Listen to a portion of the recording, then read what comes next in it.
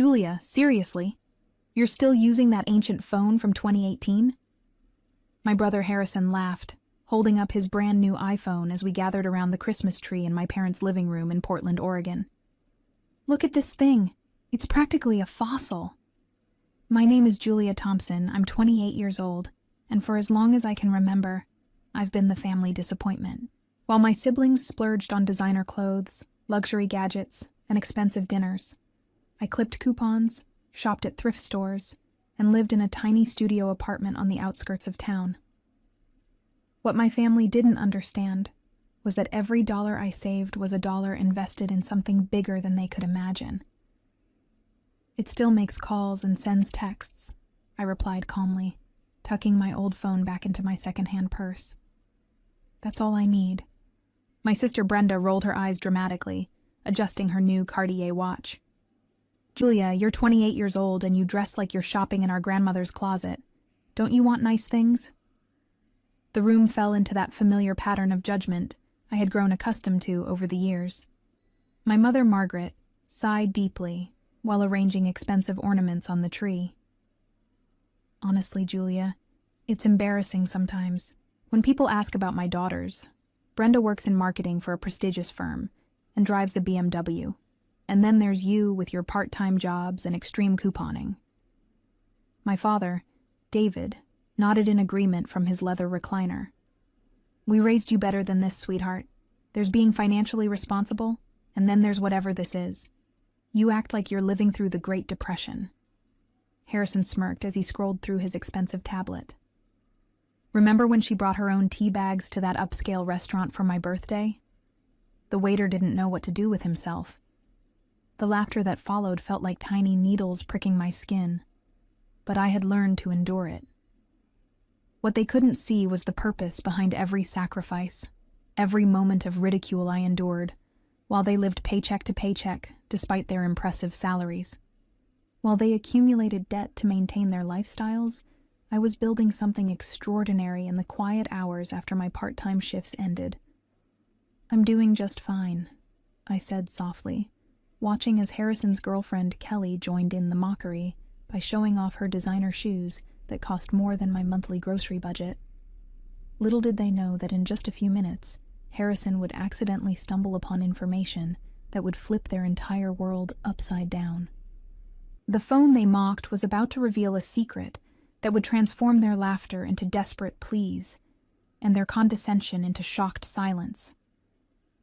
The mockery continued as we moved to the dining room for dinner. Brenda made a show of photographing her expensive meal for social media while commenting on how I had brought my own bottled water instead of buying the sparkling water my mother served. Julia's always been different, Margaret explained to Kelly, Harrison's girlfriend, as if I weren't sitting right there. Even as a child, she would save her allowance instead of spending it like normal kids. We thought she'd grow out of it, but here we are. I picked at my dinner, remembering the countless nights I had worked on my project instead of socializing. While my family attended expensive concerts and took lavish vacations they couldn't afford, I spent my evenings in my tiny apartment, surrounded by coding books and my laptop, developing what would become the most successful budgeting app of the decade. The worst part is that she has a computer science degree, David added, cutting his prime rib. She could get a real job at a tech company, but instead, she works part-time at that bookstore and does freelance work. It's like she's wasting her potential. What they didn't know was that my freelance work was actually the development and maintenance of Frugal Smart, an app I had created that helped millions of people manage their finances better. The irony wasn't lost on me that my family, who desperately needed financial management, had no idea their embarrassing daughter had created the very solution to their problems. Harrison pulled out his phone to show Kelly photos from his recent ski trip to Aspen. This cost me $8,000, but you only live once, right? He glanced at me with pity. Julia probably thinks I'm crazy for spending that much on a vacation. I think you should spend your money however makes you happy, I replied honestly. What I didn't add was that his $8,000 vacation was less than what I earned in passive income each day from my app. Kelly looked at me curiously. What kind of freelance work do you do, Julia? App development, I said simply. not wanting to elaborate. The truth was too complex and too unbelievable for this crowd. "Oh, like making little games?" Brenda asked dismissively. "That's cute." Margaret shook her head sadly. "We keep hoping she'll meet a nice man with a stable career who can take care of her properly. Someone who can show her what it's like to live a little." The conversation continued around me, each comment adding to the mountain of assumptions they had built about my life. They saw my thrift store clothes and secondhand furniture and concluded I was struggling. They saw my modest lifestyle and assumed I was failing. What they couldn't see was the empire I had built from my laptop, one line of code at a time. After dinner, we gathered in the living room to exchange gifts. I watched as my family opened expensive presents they had bought for each other on credit cards they were still paying off from previous year's celebrations. My gifts, while thoughtful, were modest by comparison. Homemade cookies, a book I had found at an estate sale, and a scarf I had knitted myself.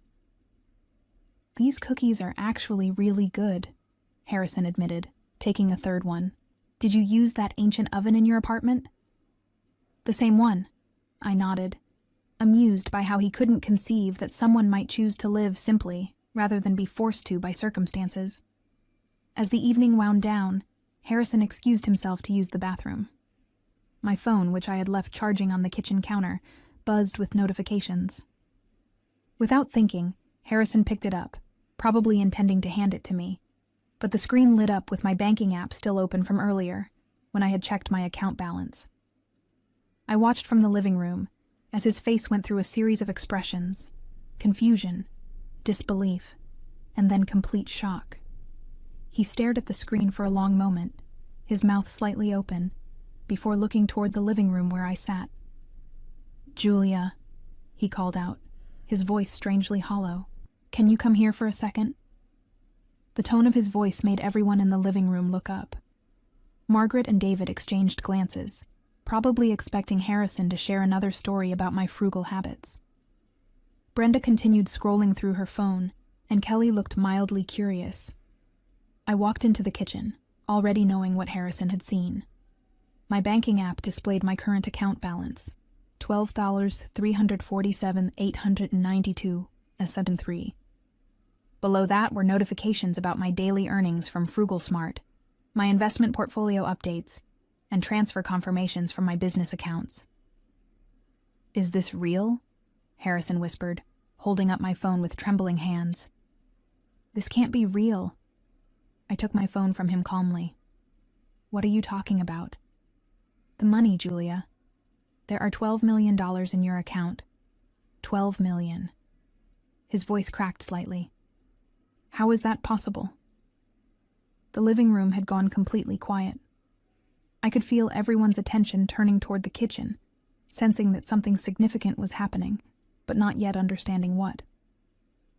Harrison's face had gone pale.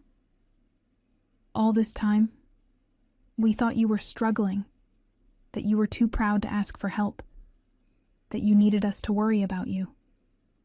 But you're rich. You're actually rich." The moment hung in the air like a soap bubble about to burst. I could hear my mother's sharp intake of breath from the living room, could sense the shift in the atmosphere as Harrison's words sank in. This was the moment everything would change. The moment my carefully maintained secret would explode their preconceptions and reveal the truth they never bothered to discover. "What did you just say?" Margaret's voice cut through the silence as she appeared in the kitchen doorway, David and Brenda close behind her. The color had drained from her face as she looked between Harrison and me. Harrison held up my phone again, his hands still shaking. "Mom, Dad, you need to see this. Julia has $12 million. $12 million. The kitchen erupted into chaos. Brenda pushed past everyone to grab my phone, her eyes widening as she saw the account balance. "This has to be fake. There's no way." "Julia, is this some kind of joke app?" "Give me that," David demanded, snatching the phone from Brenda's hands. His reading glasses slipped down his nose as he studied the screen. "These numbers, these can't be real." I stood calmly in the center of the storm, watching as my family processed information that contradicted everything they believed about me. Margaret gripped the kitchen counter, her knuckles white. Julia, explain this right now. Where did this money come from? I developed an app, I said simply. It's been quite successful. An app? Harrison's voice pitched higher. What kind of app makes $12 million? A budgeting app called Frugal Smart. Maybe you've heard of it. The silence that followed was deafening. I watched as recognition dawned on their faces. Frugal Smart wasn't just any app. It was the app that had been featured on every major financial news show, the one that had disrupted the personal finance industry, the one that celebrities and financial experts recommended. Brenda's mouth fell open. You're telling me that you created Frugal Smart? The app that Oprah talked about? The one that was on the cover of Time magazine? The same one, I confirmed, taking my phone back from David's limp grasp. Margaret stumbled backward, catching herself against the wall. But you live in that tiny apartment. You shop at thrift stores. You clip coupons like some kind of person who understands the value of money, I finished. The app teaches people to live below their means, to save and invest wisely. I practice what I preach. Harrison ran his hands through his hair, pacing in the small kitchen. All this time, while we were giving you advice about getting your life together, you were sitting on $12 million? While you were laughing at my lifestyle choices and calling me an embarrassment, I corrected. Yes. David's businessman facade cracked completely. Julia, honey, if we had known... You would have treated me differently, I interrupted. Which is exactly why I didn't tell you. Kelly, who had been silent through the entire revelation, finally spoke up. So when Harrison spent $8,000 on that ski trip, you could have paid for it without even noticing? I nodded. I make more than that in daily passive income from the app. The room fell silent again as the implications sank in. Every joke about my old phone, every comment about my thrift store clothes, every expression of pity for my supposed financial situation, all of it had been based on complete ignorance of my actual circumstances. Brenda's expression shifted from shock to something calculating. Julia, this changes everything. We're family. Families should support each other. I raised an eyebrow. Support each other? Like how you supported me when you called my lifestyle embarrassing at every family gathering? That was different, Margaret said quickly, her tone becoming wheedling. We were just concerned about you. We wanted what was best for you. What's best for me apparently wasn't good enough for you, I replied, until you found out it came with a bank balance you approved of. The transformation in my family's behavior was immediate and nauseating to watch. Within minutes of discovering my wealth, the same people who had spent years mocking my choices were suddenly full of praise and newfangled concern. You know what, Julia? I always admired your discipline, David said, his voice taking on a tone I had never heard before. Your mother and I were just saying the other day how smart you were to live so modestly. I almost laughed at the blatant lie. Really? Because 30 minutes ago you said my lifestyle was embarrassing. Margaret jumped in quickly. We were just worried about you, sweetheart. We thought you were struggling and we didn't know how to help without hurting your pride. My pride? I repeated incredulously. You thought calling me an embarrassment in front of strangers was protecting my pride? Harrison, who had been suspiciously quiet, suddenly perked up. Julia, I've actually been working on this amazing business idea. It's a social media platform for extreme sports enthusiasts. I just need some startup capital, maybe $2 or $3 million to get it off the ground. There it was. Less than 10 minutes after discovering my wealth, and the requests were already starting, Brenda chimed in eagerly. And I've been looking at this amazing condo downtown. It's only $1.5 million, which is nothing for you now. I could pay you back gradually. Pay me back with what money? I asked. Last I heard, you were maxed out on your credit cards. Her face flushed. That's exactly why I need this opportunity, The condo would be an investment. Property values are only going up. Kelly, emboldened by the conversation, stepped forward. Julia, I don't know if Harrison mentioned it, but we've been talking about getting married. A small wedding would be nice. Maybe something in Tuscany. I've seen venues there for around $300,000. You want me to pay for your wedding? I asked, turning to look at Harrison. The same brother who just 20 minutes ago was making fun of my phone? Harrison had the grace to look slightly ashamed. Look, I'm sorry about that. I didn't understand what you were doing. But now that I do, we should support each other's dreams, right? Margaret nodded enthusiastically. Family money should be family money. That's how these things work. You can't just keep it all to yourself. The audacity was breathtaking. I looked around at these people who had spent years making me feel small and inadequate, who had pitied me and patronized me, and who were now standing in my parents' kitchen with their hands out like I owed them something. Let me understand this correctly, I said slowly. Yesterday, my lifestyle was so embarrassing that you apologized to strangers for my behavior. Today, you want me to fund your dreams with the money I earned from that same embarrassing lifestyle. David stepped forward with his most paternal expression. Julia, we're your family. Everything we have, we share. That's what family means. Everything you have? I laughed. What exactly are you offering to share with me? Your debt? Your financial stress? Your inability to live within your means?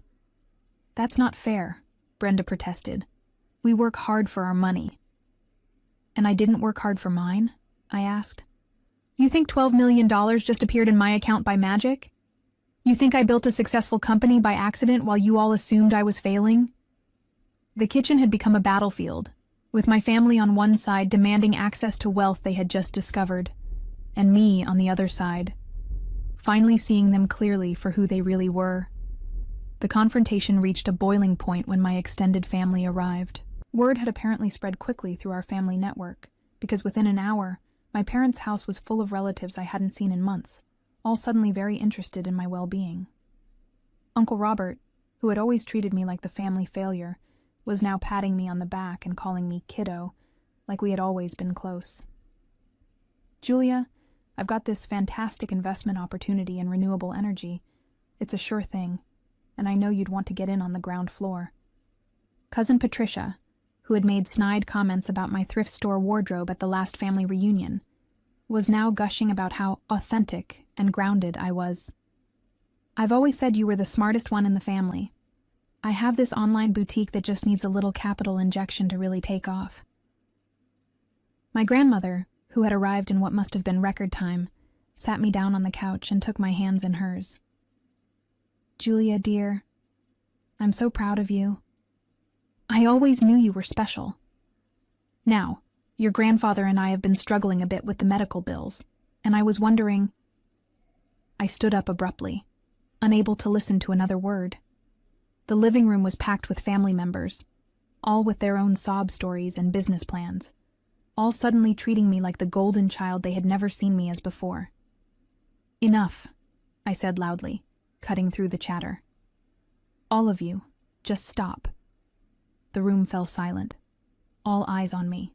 6 months ago, at Brenda's birthday party, half of you made jokes about my poverty mindset. Uncle Robert, you told people I was wasting my computer science degree. Patricia, you asked Mom if I needed help buying real clothes. Grandma, you suggested I was too stubborn to accept help from the family.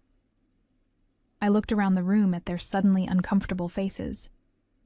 Not one of you bothered to ask what I was actually doing with my life. Not one of you considered that maybe, just maybe, I knew what I was doing. You all assumed that, because I didn't live the way you thought I should, I must be failing. Margaret tried to interrupt. Julia, honey, I'm not finished, I said firmly. Now, in the span of 2 hours, you've asked me for $17 million collectively. Harrison wants money for a business he hasn't even researched properly. Brenda wants a condo she can't afford. Kelly wants a wedding in Italy for a relationship that's 6 months old. Uncle Robert wants to invest in renewable energy despite knowing nothing about the industry. Patricia thinks I should fund her boutique that's already failing. The silence was deafening. Here's what's really interesting, I continued. Not one of you has apologized for years of treating me like I was an embarrassment to the family. Not one of you has acknowledged that your judgment was completely wrong. Instead, you've decided that now that I have money, I owe it to you. David stood up, his face red with frustration. Julia, we're your family. We love you. We've always loved you. I started laughing. I couldn't help it. The absurdity of the situation, the complete lack of self-awareness, the shameless entitlement. It was all so ridiculous that laughter was the only appropriate response. You love my money, I said between laughs. Yesterday you were embarrassed by me. Today you love me. The only thing that changed was a number in my bank account. Harrison stepped forward, desperation creeping into his voice. Julia, come on. We can work this out. We're sorry if we hurt your feelings. But we're family. This is what families do for each other. My laughter stopped abruptly. No, Harrison. This is what you want families to do for you. I looked around the crowded living room, at faces that had transformed from mockery to greed in the span of 2 hours. The same people who had spent years making me feel small and inadequate were now staring at me with naked desperation, their hands metaphorically extended, waiting for me to solve problems they had created through their own financial irresponsibility. You know what the funniest part is? I said, my voice cutting through the tense silence. Every single one of you needs my help because you've made terrible financial decisions. Harrison, you've blown through 3 jobs in 2 years because you keep taking expensive vacations instead of focusing on your career. Brenda, you're drowning in credit card debt because you buy designer clothes to post on Instagram. Mom and Dad, you're approaching retirement with almost nothing saved because you've spent decades trying to keep up with your neighbors. I watched their faces as the truth hit home. I created an app that teaches people to avoid exactly the mistakes you've all made. And instead of learning from it, instead of asking for advice, you mocked me for living the lifestyle that made my success possible. Margaret's voice was pleading now. Julia, we made mistakes. We can admit that. But family forgives. Family helps each other. Family respects each other, I shot back. Family doesn't spend years tearing someone down and then expect a bailout when it's convenient. I walked to the front door and opened it wide. The December air rushed in, carrying with it the scent of snow and the promise of a fresh start. Here's my final answer to all of your requests, I said, turning back to face the room full of shocked relatives. No. No to the business investments, no to the condo, no to the wedding, no to the medical bills, and no to every other hand you're going to stick out. You can't be serious, Harrison said, his voice cracking. Dead serious. The same determination you all mocked is the same determination that's going to keep my money exactly where it is, with the person who earned it. The explosion of outrage was immediate and predictable. This is ridiculous, Uncle Robert shouted, his face turning purple. You can't just hoard wealth while your family struggles. Watch me, I replied calmly. Brenda burst into tears, though I suspected they were more manipulative than genuine. Julia, I'm your sister. How can you just abandon me? The same way you abandoned me every time someone asked about your embarrassing sister, I answered. Harrison made one last desperate attempt. Julia, if you do this, you'll regret it. Family is all we have. Money doesn't last forever. I smiled at him, the same brother who had made fun of my phone just hours earlier. You're right, Harrison. Family is all we have. Which is why it's so important to choose wisely. The implications of my words hung in the air. I wasn't just refusing their requests. I was cutting them off entirely. You're making a huge mistake, David said, his voice cold with anger. We won't forget this. Good, I replied. I hope you remember it every time you're tempted to judge someone based on their appearance or lifestyle choices. Patricia tried a different approach. Julia, think about what your success could mean for the whole family. We could all be better together. We could have been better all along, I said. But you chose mockery over support, judgment over curiosity, and assumptions over actual conversation. That was your choice. This is mine. I gestured toward the open door. I have work to do. My app won't manage itself, and unlike some people, I believe in earning what I have. One by one, they filed out, their faces showing various combinations of shock, anger, and disbelief. Harrison was the last to leave, pausing at the door to look back at me. This isn't over, Julia. Yes, I said, closing the door firmly behind him. It is. In the months that followed, my family faced the harsh consequences of their years of poor financial decisions and cruel treatment. Harrison's attempt to launch his extreme sports social media platform failed spectacularly when investors realized he had no actual business plan beyond people like extreme sports. He burned through his remaining savings trying to convince venture capitalists to fund his half-baked idea, ultimately having to move back in with our parents when he couldn't make rent. Brenda's financial situation deteriorated rapidly without the bailout she had expected, forcing her to declare bankruptcy and move into a studio apartment while working 2 part-time jobs to pay off her massive credit card debt. Margaret and David discovered that their retirement dreams were impossible without my financial support, requiring them to continue working well into their 70s while watching their friends enjoy the golden years they had assumed my money would provide. The extended family members who had shown up with their hands out found themselves dealing with their own financial crises without the safety net they had taken for granted, learning too late that entitlement and poor planning make for a toxic combination. As I sat in my home office that evening, surrounded by the same modest furnishings that had once been a source of family shame, I reflected on how their mockery had ultimately strengthened my resolve and sharpened my focus on what truly mattered. The revenge wasn't in denying them money. It was in proving that the lifestyle they had ridiculed was actually the foundation of genuine success and happiness.